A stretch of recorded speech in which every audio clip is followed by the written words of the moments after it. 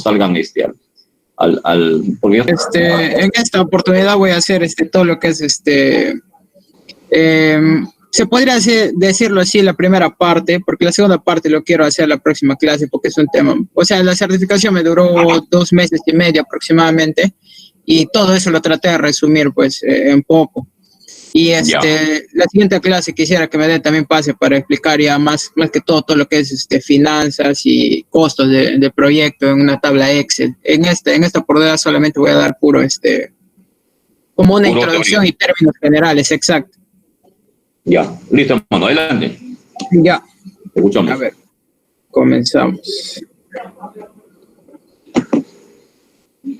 Por favor, avíseme si se nota mi pantalla.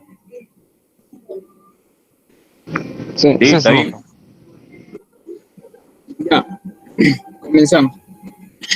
Buenas noches, profesor. Buenas noches, compañeros. En esta oportunidad, pedir al profesor, voy a explicar de una manera resumida, pero puntual, de qué más o menos ha tratado la certificación internacional que hice. En este caso, tiene como nombre Preparación y Evaluación Financiera de Proyectos en Telecomunicaciones. Como todos sabemos, las tecnologías cada día se acrecentan más, ¿no? O sea, van en una manera de pasos agigantados. En este caso, como hacerlo un resumen rápido, se podrá traducir como telecomunicaciones a las tecnologías que se puede hacer transmisión de voz, transmisión de telefonía fija, telefonía celular, internet, televisión por cable, etcétera. Todo lo que sea transmisión de datos o transmisión de información de una manera lejana, por eso telecomunicaciones, comunicaciones de comunicación y tele de distante, ¿no? Entonces, se podría decir que son comunicaciones distantes con diferentes tecnologías y maneras de hacerlo. Los principales actores que tenemos en este tema serían 5, las cuales tenemos operadores de red, industrias de equipos, terminales y materiales y soporte lógico, proveedores de servicios, usuarios, instituciones reguladoras. Los operadores ISP, o en español, por traducirlo así, son operadores que brindan un servicio de Internet. Proveedores de servicio de Internet, ISP, o sus siglas en inglés, ¿no? Bueno, en estos operadores de servicio de Internet tenemos 2 tipos, que son los WIS, que son proveedores de servicios de Internet inalámbrico, o en inglés, como vemos ahí. ¿De qué tratan estos proveedores? Bueno, como primer punto tenemos los WIS. ¿Qué hacen estos WIS? Los WIS son es una tecnología o una manera de transmisión de datos de una manera inalámbrica, como su mismo nombre lo dice, de las cuales se puede hacer de punto a punto y de punto a multipunto. ¿Qué quiere decir? Que tenemos, por ejemplo, una torre maestra, una torre principal, y de esa torre puedo transmitir los datos o la información o la señal a otra torre maestra, y de esa torre maestra distribuirlo a los diferentes dispositivos que quiero, ¿no? En este caso, un dispositivo por domicilio. Creo que ya muchos de ustedes conocen, incluso hay algunos que trabajan en este tipo de radioenlaces, que básicamente consta de poner una torre. Por ejemplo, si quieres para tu domicilio, pones una torre, agarras un equipo que sirve como una antena, obviamente con las especificaciones técnicas que tienen que tener sí o sí, y te conectas a la señal de la antena, de la torre principal, configuras y ya tienes internet, ¿no? Ya, entonces, en Pucallpa tenemos varios de este tipo de negocios. El que menos es un proveedor WIS, que simplemente compra el ancho de banda Movistar, a Claro o al operador de telefonía que quiera, le compra un ancho de banda y distribuye a sus potenciales clientes que están cerca, ¿no? Dependiendo del tipo de antena que tenga. Esto es un tipo de negocio actualmente en servicio de redes y radioenlace. Como segundo punto tenemos al FTTH, Fiber to the Home, o en español, fibra óptica hasta el domicilio. A diferencia de los radioenlaces, este ya es un servicio dedicado y totalmente distribuido por medio de cables de fibra óptica, como se puede ver en el gráfico, ¿no? KTV, ¿qué significa? Que es una hidden o una cabecera principal donde se procesan las señales, ya sea cable, internet, etcétera. Es como una oficina, un data center principal, ¿no? Donde hay telepuertos, hay antenas parabólicas que hacen de manera de puertos o telepuertos, donde las cuales tienen otro telepuerto al otro lado del mundo, independientemente de la empresa o el canal que le está brindando la señal. Ellos hacen la recepción, lo desencriptan y ya lo distribuyen, ¿no? Tenemos el internet por medio de las nubes y una OLT. ¿Qué es una OLT? Es un equipo principal que está en el data center, es como el cerebro de toda la distribución, de las cuales se encarga de distribuir y administrar la señal de internet y de televisión por cable en un solo equipo. Como siguiente dispositivos tenemos el ODN, que significa Optical Distribution Network, si no me equivoco, que es la distribución de redes ópticas, que se basa más que todo en una estructura mucho más compleja de la que se ve ahí. Es solamente lo estoy representando como un pequeño bloque, pero es mucho más extenso, ¿no? Para poder llegar hasta donde queremos. En este caso tenemos diferentes FTTH, FTTM, FTTB, etcétera. Cada uno dependiendo del lugar a donde se aproxime. En este caso, FTTH es fibra óptica hasta el hogar. Hay también FTTN, que es fibra óptica hasta el nodo. O sea, de un nodo principal nos vamos con fibra óptica y de ese nodo principal hace una conversión de la luz óptica mediante un mecanismo que tiene adentro, se llama nodo óptico. Hace la conversión de luz óptica a RF, que es radiofrecuencia, y lo distribuye en pulsos eléctricos por cables de cobre, obviamente con especificaciones técnicas dependiendo del tipo de nodo que tenemos, y lo distribuye. Es lo que actualmente tenemos en las casas, ¿no? Porque Pucallpa está un poco quedado en ese tipo de tecnologías, aunque creo que Claro y Movistar, si no me equivoco, ya está implementando fibra óptica hasta la casa, pero las cableras locales lo están haciendo con cobre nada más. Tenemos tendencias en proyectos también. Como punto adicional, la mayoría de servicios son tercializados. Creo que les había comentado en una ocasión. ¿Qué quiere decir esto? Que la mayoría de empresas brindan servicios como terceros. Por ejemplo, yo tengo mi empresa, pero no quiero contratar personal, entonces lo que hago es contratar a terceros que me pueden hacer el proyecto. Y obviamente con el pago y todo lo necesario para poder hacer, ¿no? Tienen que cumplir algunas cosas. Bueno, vamos con definiciones financieras. Tenemos ingresos. Uno por uno les voy a ir explicando, tomando en cuenta algunos ejemplos para que se entienda un poco mejor. Tenemos ingresos, costos, gastos, activo, pasivo y capital. Ingresos, dice, los ingresos suponen incrementos en el patrimonio neto de tu empresa. ¿Qué quiere decir esto? Tomándonos como ejemplo a una empresa de telecomunicaciones, entonces los ingresos, ¿qué sería? Las facturaciones que tú haces, ¿no? O sea, si eres una empresa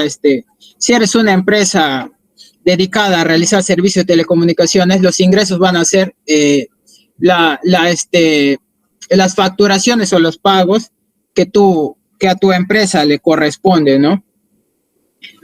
Si tuvieras una empresa de brindar servicios sería eso, pero si tendrías una empresa estable de cable, los ingresos serían los pagos de los clientes, etcétera.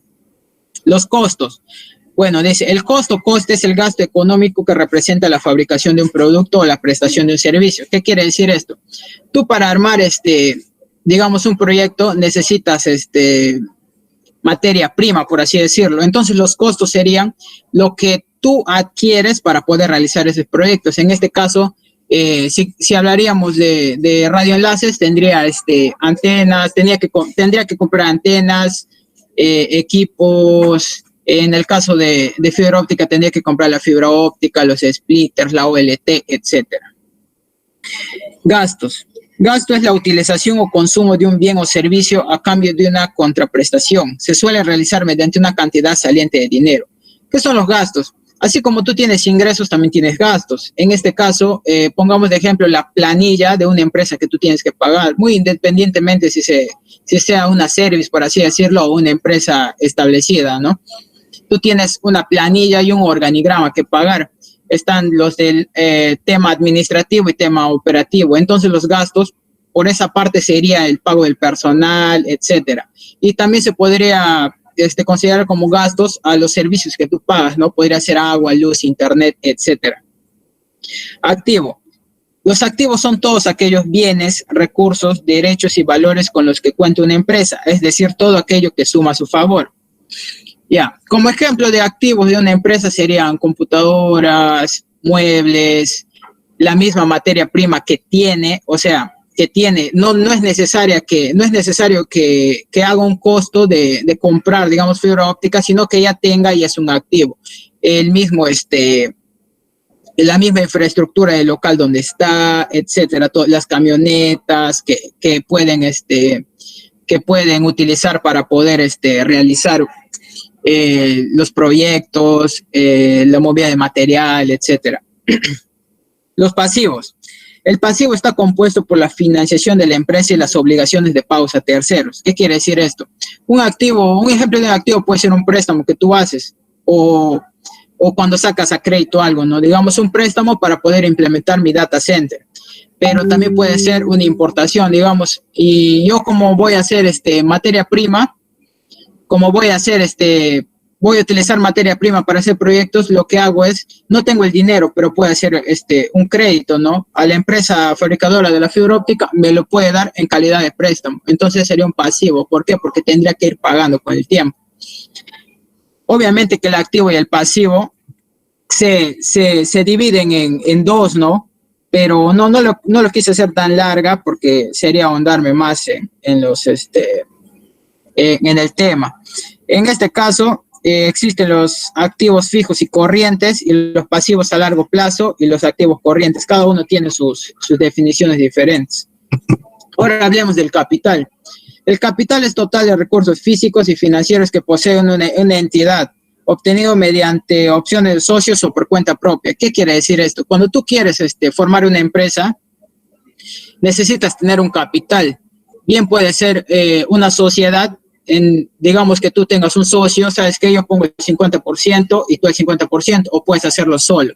Entonces el capital sería eso, ¿no?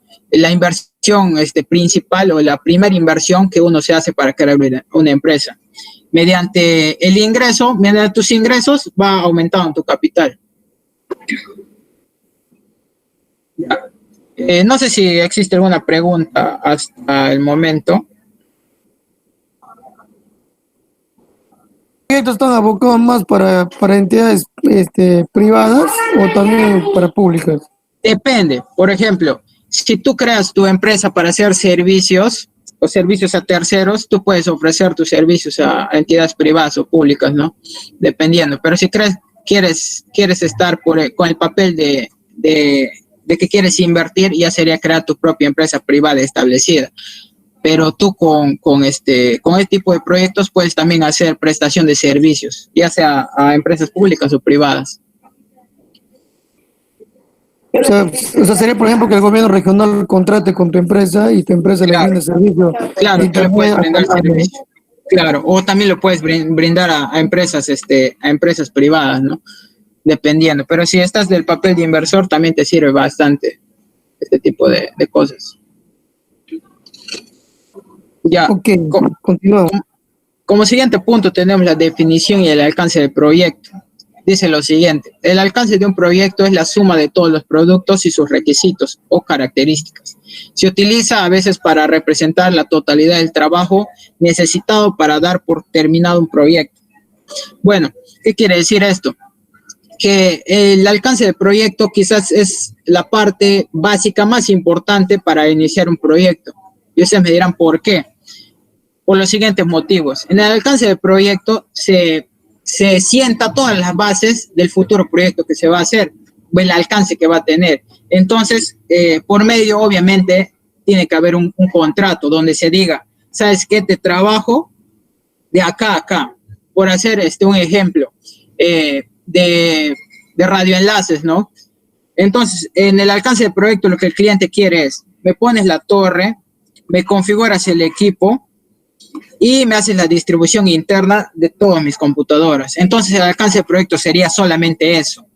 Si el cliente, obviamente, como les repito, tiene que haber un contrato de por medio. Y si el cliente viene a querer sorprender, no, que no me estás cumpliendo esto, entonces tú agarras tu contrato de tu alcance de proyecto y dices, eso no está estimado en el proyecto, yo no lo puedo hacer. Obviamente está firmado y todo, ¿no? Entonces a eso se basa más que todo el alcance del proyecto.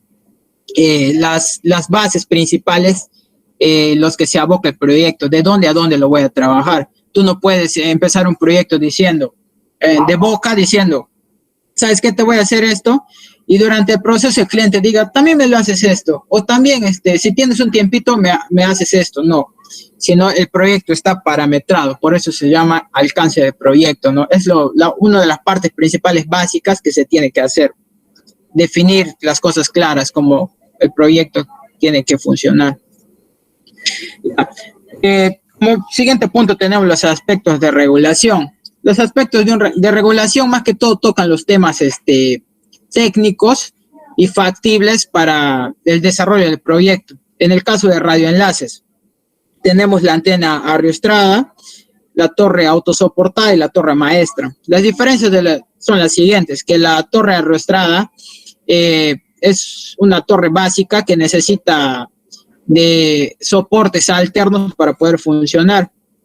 La autosoportada obviamente tiene una mayor capacidad y necesita unos cimientos ya más estables, ¿no? Dependiendo del viento, etcétera. Y la torre maestra es, por así decirlo, una de las más especiales. ¿Por qué? Porque acá ya entra la opinión de un perito en telecomunicaciones, porque ya no es como montar tu torre normalmente, ¿no? Simplemente la torre maestra se utiliza más que todo para conexiones principales. Acá ya se montan todo tipo de antenas, ¿no? No como en la arrastrada, que es básica, mayormente para domicilio y hasta un poquito más. La autosoportada, que ya es un poco más, como les digo, necesita bases ya, cimientos fuertes y tienen que ver la altura, el estado del viento, etcétera. Y la maestra, como les digo, ya es todo un trabajo de ingeniería donde entra bastante personal y específicamente un perito en telecomunicaciones que pueda ver todo esto. Tenemos también como aspectos de regulación, las zonas donde poder poner por así decirlo, en este tema de los radioenlaces y las torres. Tenemos 3 tipos de zonas geográficamente distribuidas: las zonas libres, especiales y restringidas. Las zonas libres son las zonas donde tú puedes poner tus torres normalmente, no causan ningún problema, ya sea geográficamente, o ambientalmente, de ningún tipo. La cosa ya se complica en las zonas especiales, que tienes que pedir un permiso y previo una evaluación puede haber 2 respuestas: que sí te dejen ejecutar el proyecto o no te lo dejen ejecutar. Obviamente que puede ser que un 50% que sí, un 50% que no, previamente un estudio que se puede hacer de esto, ¿no? En las zonas restringidas, que definitivamente está prohibido armar todo tipo de torres. ¿De qué tipo? Podría ser que esté cerca, digamos, a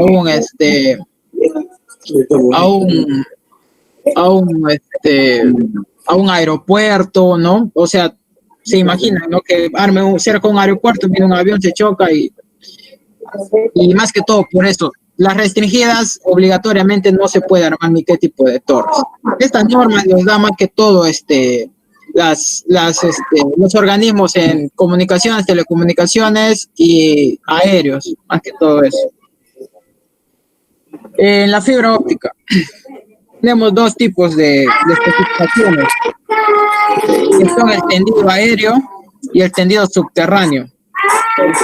El tendido aéreo, obviamente, tiene que tener sus parámetros, ¿no?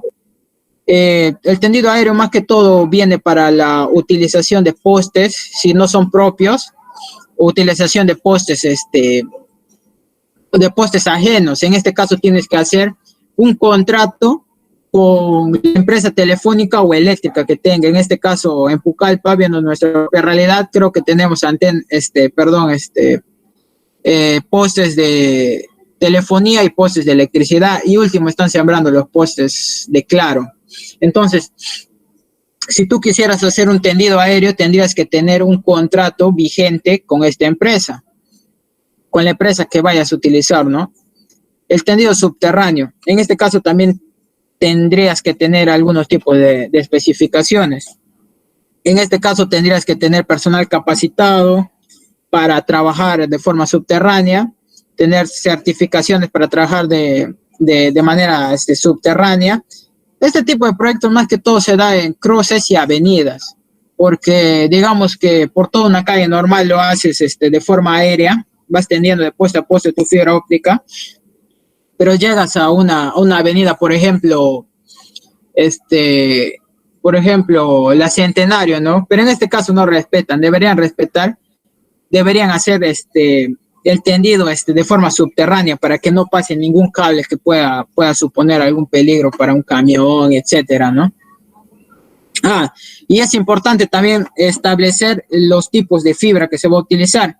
En el caso del tendido aéreo se usa el ADSS, que es la fibra óptica autosoportada para tendido aéreo, y el tendido subterráneo tiene que tener una chaqueta especial que es antirroedores, para que cuando, digamos, una rata o una ardilla, que aquí no hay, se pase, pueda morder la fibra y no le haga nada, porque si no tienes que estar ahí otra vez solucionando ese problema. Les hablo sobre los tipos de fibra óptica, ¿no? Acá tenemos diferentes tipos de fibra óptica. La autosoportada, que es la primera, que es una chaqueta simple. Para cada tipo de uso, hay también las de uso, dentro de la oficina, dentro de la casa, uso domiciliario, etcétera. Ya. Una vez que hemos visto todo el tema de finanzas, introducción, alcance de proyecto, parámetros, pasamos a recursos humanos. Bueno, recursos humanos es el personal que va a trabajar contigo. Tiene que estar muy calificado y tener un perfil especial y unos cuantos años de experiencia. En este caso, a mi parecer, para mí tiene que tener unos mínimo 2 años de experiencia en lo que hace y obviamente estar certificado, ¿no? En el caso de radioenlaces, ¿qué necesitamos? Necesitamos un supervisor técnico. ¿A qué se dedica el supervisor técnico? Se dedica a hacer más que todo la supervisión, que la obra vaya bien, o sea, ve una forma macro, ya sea que el técnico esté con los CPPs completos, que se esté ejecutando bien las técnicas, ve absolutamente todo, por eso se llama supervisor técnico. Necesitamos un supervisor de obra civil. En este puesto, en el puesto anterior de supervisor técnico se requiere un personal con un perfil de máximo o mínimo 5 años de experiencia en todo lo que es radioenlaces, ¿no? Podría funcionar como un supervisor técnico. No necesariamente un grado universitario, pero sí un grado técnico con bastante experiencia. En el caso del supervisor de obra civil, necesitamos acá sí o sí un ingeniero civil. ¿Para qué? Para que haga el estudio del suelo, el estudio de la infraestructura que va a tener, absolutamente todo lo que tiene que ver con un ingeniero civil. Tiene que tener algo de experiencia haciendo este tipo de trabajos para cimiento de torres. Creo que ellos manejan un poco su tema eso. Entonces, el perfil solicitado sería un ingeniero civil con experiencia. Y tenemos los técnicos de instalación. Más que todo son de 3 a 4 técnicos, de las cuales una vez que está montada la antena, ellos lo que hacen es la configuración, la instalación, de la antena hacia la computadora o hacia la red interna, de acuerdo al alcance del proyecto que también les expliqué unas diapositivas atrás. Ya, eso sería todo para radioenlace. Ahora, si queremos hacer un proyecto de fibra óptica, esto como que ya agarra un poco más personal, un poco más capacitado y se pone un poco más exigente con los perfiles. ¿Por qué? Porque es un proyecto ya macro. Si ustedes se dan cuenta, para realizar un proyecto de radioenlaces, necesitamos un supervisor técnico que supervise la obra, ¿cómo va? Un ingeniero civil, que es el que hace el estudio del suelo, las estructuras, etcétera. Y una cuadrilla de técnicos que sea de 3 a 4 que se encargue de hacer todo el trabajo técnico. Entonces, eso es lo básico, lo que se necesita, ¿no? Aunque creo que acá no utilizan eso, solamente 2 técnicos y ya lo hacen, ¿no?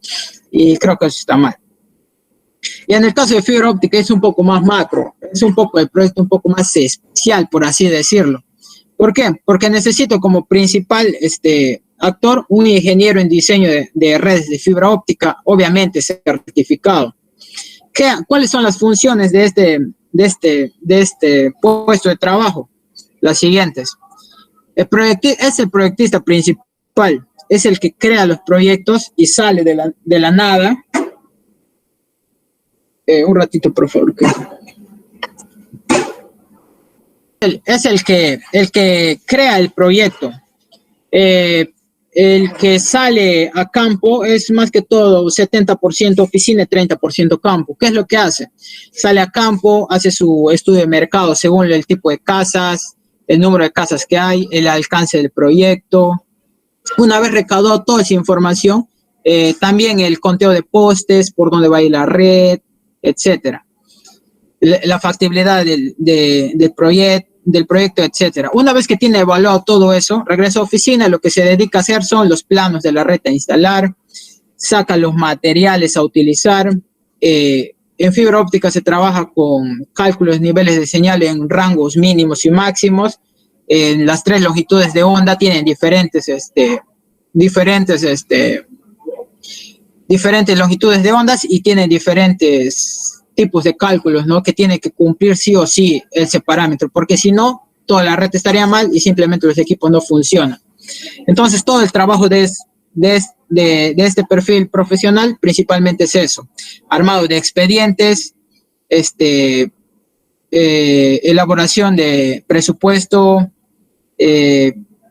también hace lo que es pedido de materiales, todo lo que va a necesitar. Como dato adicional, creo que les había contado que mi persona tiene una certificación en diseño de redes de fibra óptica, en lo que me vengo desenvolviendo en la empresa donde trabajo. Ya, como paso seguido tenemos un supervisor técnico. ¿Qué es lo que hace? Lo mismo que hace el supervisor técnico de radioenlaces. Está en este caso, como funciones adicionales, tiene que estar en constante comunicación entre el ingeniero de diseño de redes de fibra óptica y el supervisor técnico. ¿Por qué? Porque hay veces que no van a cuadrar algunas cosas, ¿no? Porque nunca te sale todo bien a la primera. Siempre hay unos pequeños problemas que pueden existir. Entonces, en constante comunicación los dos para que puedan ir viendo los alcances del proyecto, dónde se están equivocando, qué están haciendo, si están haciendo mal una distribución de los hilos de fibra óptica, etcétera. Y obviamente tienen que estar detrás de su personal, que esté con los EPPs completos. Si su personal tiene alguna duda, él está ahí para apoyarlo en campo. Es como los ojos del ingeniero de diseño, pero ya en campo. Sí, él sí es 100% campo. Luego necesitamos un empalmador de fibra óptica. Este empalmador se dedica solamente a hacer fusiones de fibra óptica. Hice un video sobre esto que les mostré hace unas semanas del empalme de fibra óptica. Ya, resumiendo eso, lo que hace este profesional obviamente tiene que estar también certificado internacionalmente por empresas reconocidas. Lo que hace es fusionar la fibra óptica. No cualquiera lo hace, tiene que estar certificado y su trabajo únicamente es fusionar. O sea, bajan los hilos de fibra, fusiona, obviamente con un plano que ya ha hecho el ingeniero de diseño, que consta del plano de la red, el plano de cálculos de señal y el plano de el diagrama de fusiones, ¿no? Que son por hilos, son tres archivos principales sí o sí que tienen que tener. Lo único que hace es empalmar y acompañar a la cuadrilla de técnicos. Luego también tenemos un gerente de proyecto. ¿Qué es lo que hace el gerente de proyecto? Él no toca temas técnicos ni operacionales, por así decirlo. Él lo único que hace es siempre está en constante comunicación con el supervisor técnico, el ingeniero de diseño. ¿Para qué? Para hacer el tema de pedido de material. Si, digamos, algún material viene fallado, él hace la devolución. O sea, más que todo un gerente de proyectos administrativo. Todo lo que es pagos al personal, etcétera, ¿no? Todo lo que es para pedido de materiales, importación, devolución. Si se malogra alguna camioneta, algún equipo de fusión óptica, su función de él es buscar la solución a eso. Tenemos el jefe de cuadrilla. Este jefe de cuadrilla también tiene que ser un personal altamente capacitado con años de experiencia ya, que es el que dirige al grupo de técnicos. Por ejemplo, si el supervisor técnico es como el jefe del jefe de cuadrilla. El jefe de cuadrilla tiene a cargo un grupo de técnicos, porque para hacer el cableado y la distribución de las redes ópticas se necesita mínimo 3 personas, incluyendo el jefe de cuadrilla.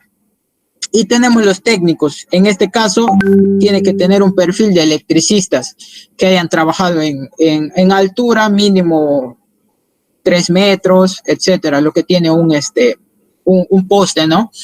Que sean expertos colocando ferretería. O sea, el tema más que todo de ellos es netamente operativo y de campo totalmente. Luego de evaluar todo eso, tenemos los recursos materiales. Dice, los recursos materiales son los bienes tangibles o concretos que disponen una empresa y una organización con el fin de cumplir y lograr sus objetivos, como instalaciones, materia prima, equipos, herramientas, entre otros.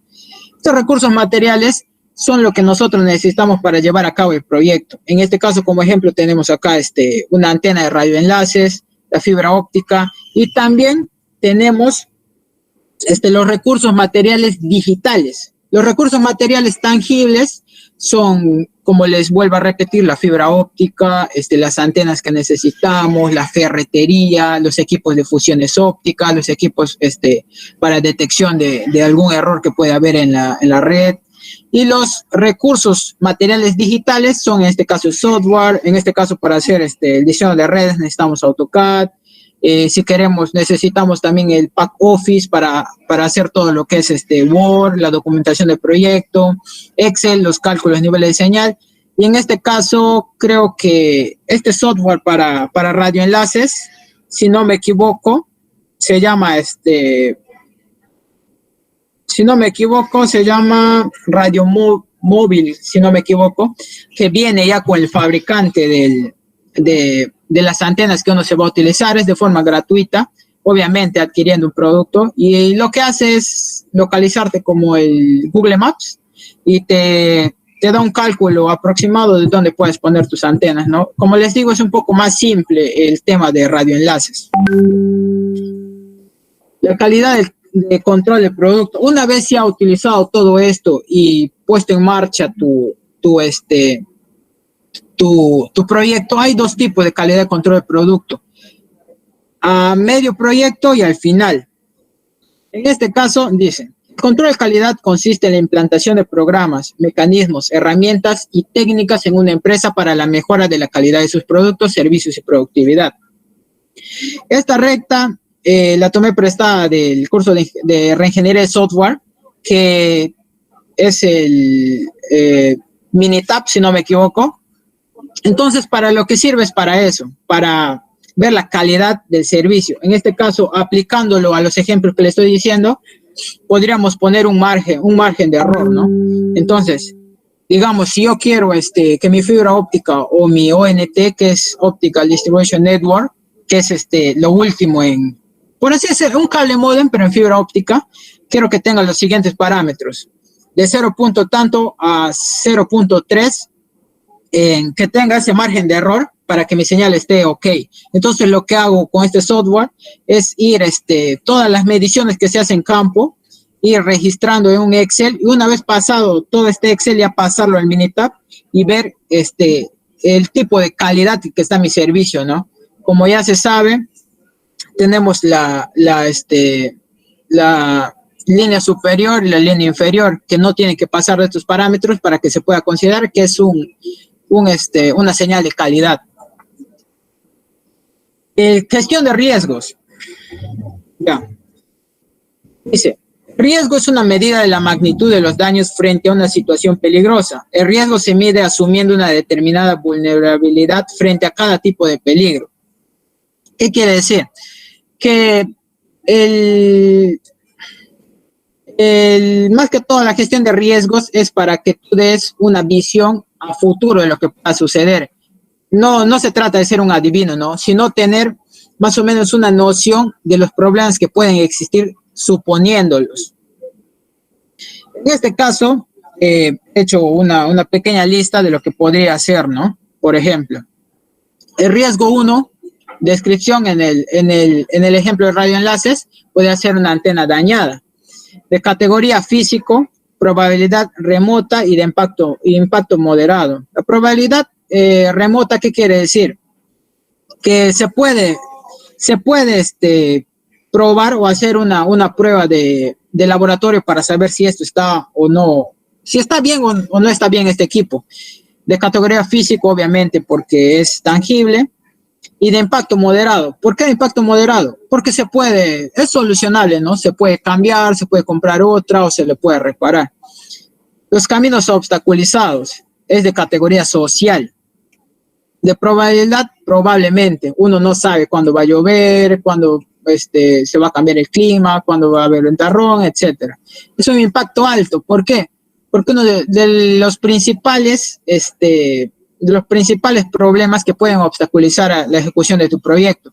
Digamos que quieras poner una torre de telecomunicaciones, digamos, en San José, pero el día de que amanece y tu proyecto que vas a ejecutar, ese día llueve. Entonces, las vías se hacen un desastre. No puedes ir, entonces es de impacto alto, porque no te deja ejecutar tu proyecto.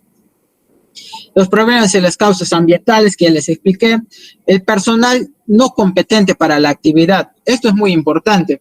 Muchas veces se ve que las personas o los jefes o los encargados del proyecto ponen a trabajar a personas que ellos conocen solamente por afinidad, porque es su amigo, porque le deben algún favor, más no porque esta persona está capacitada. Entonces, es de categoría interna, porque ella es dentro de la organización. La probabilidad es poco probable, porque no creo que una persona que quiera ejecutar un proyecto de una buena manera contrate a una persona que no esté calificada, y su impacto es significativo. ¿Por qué? Porque digamos que le contratamos a una persona que no está calificada, pero es mi amigo, y le pongo a hacer algo, en el transcurso de la ejecución del proyecto no me va a rendir, y eso va a ser un retraso muy alto y significativo para la ejecución de mi proyecto. Obviamente que se puede prever esas cosas, ¿no? Dándole un examen de ingreso, si no lo conozco, dándole examen de ingreso, y sus certificaciones hablan por sí solas. Pero no hay que basarnos siempre en las certificaciones, siempre dar los exámenes de ingreso para ver si es apto para el puesto. Mala selección de equipos. Es de categoría interna, probabilidad remota y moderado. O sea, una mala selección de equipos es moderado, no es tan significativo. ¿Por qué? Porque puedes cambiarlo, ¿no? O sea, si hace una mala elección, lo que hago es la devolución al proveedor y me lo devuelve, ¿no? Mala calidad del trabajo, económico externo, poco probable y el impacto es crítico. Si tú das una mala calidad de tu trabajo, obviamente que te va a afectar considerablemente, bien sea que te cancelen el contrato o ya no te vuelvan a contratar, ¿no? Un accidente laboral es también de impacto crítico, porque obviamente si alguien se accidenta, tiene que tener los EPPs, y si tiene todos los EPPs, hay una poca posibilidad de que sufran los accidentes, ¿no? Mayormente los accidentes se sufren por descuido. Y así sigue una amplia lista les voy a pasar esta diapositiva para que puedan verlo. Acá tenemos otro otro cuadro donde podemos medir lo mismo que está acá de una manera gráfica. Como rojo tenemos riesgo muy grave, requiere medidas preventivas urgentes. Como naranja tenemos riesgo importante, medidas preventivas obligatorias. Como claro, por así decirlo, sería un riesgo apreciable, y como color blanco un riesgo marginal, o sea que no tiene repercusión, ¿no? Esto se usa para medir los aspectos que les dije acá. Lo tengo en un Excel también, solo que lo puse para la diapositiva. Eso sería todo, profesor. La siguiente clase, como les digo, les voy a mostrar ya el tema de financiación y evaluación netamente, ya con todo lo que es el IGB para tipo de proyectos que en lo que se divide más que todo las telecomunicaciones, ¿no? Que son radioenlace y fibra óptica. Muchas gracias.